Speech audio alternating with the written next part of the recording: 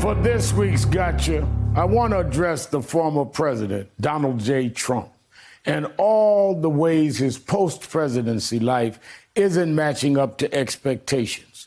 To start with, Donald, I know you hoped your presidency wouldn't come to an end for another 4 years, or if you followed your more authoritarian tendencies, years longer.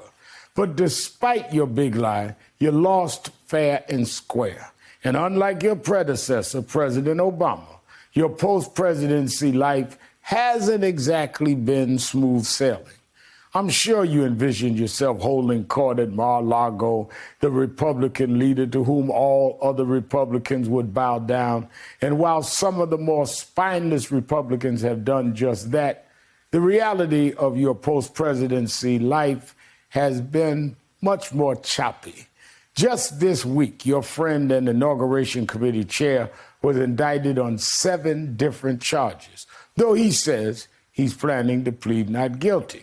This soon after multi-count indictments were made were made public, I should say, against your company, the Trump Organization, and his longtime CFO, Allen Weisselberg, who also pleaded not guilty.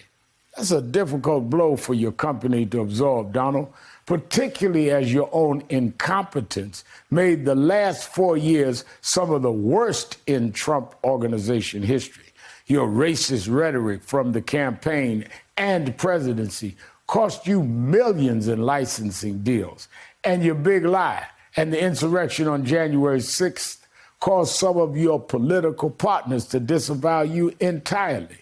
And while your cruel indifference during the COVID pandemic crippled the entire travel industry, including hotels like yours, if that wasn't enough, a wave of tell-all books are giving the American people a window into your administration. And it's not a pretty picture.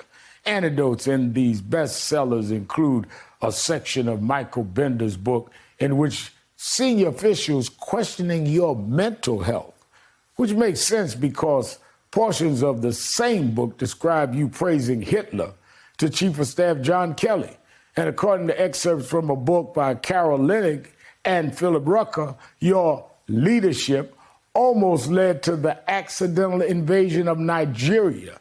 And after all that, you boasted that you could beat George Washington in an election. It's enough to make you a laughingstock, and even your former so-called friends have taken notice. Here's what Super Bowl champion Tom Brady had to say at the White House Tuesday. A lot of people, think that we could have won. And in fact, I think about 40% of the people still don't think we won. I understand that. You understand that, Mr. President? I understand that. Yeah. Donald, you've always been a bit of a ridiculous figure with your extreme spray tan and exaggerated comb-over. But now you're a joke. For 4 years, many of the professional athletes invited to your White House declined. But they're back now, being honored by an actual adult. Meanwhile, you're cowering at the golf resort, braced for more bad news and watching on television as your reputation and business collapse like a house of cards built on your name. I would have thought that a real estate man like yourself would have known better than to trust such a weak foundation. I got you.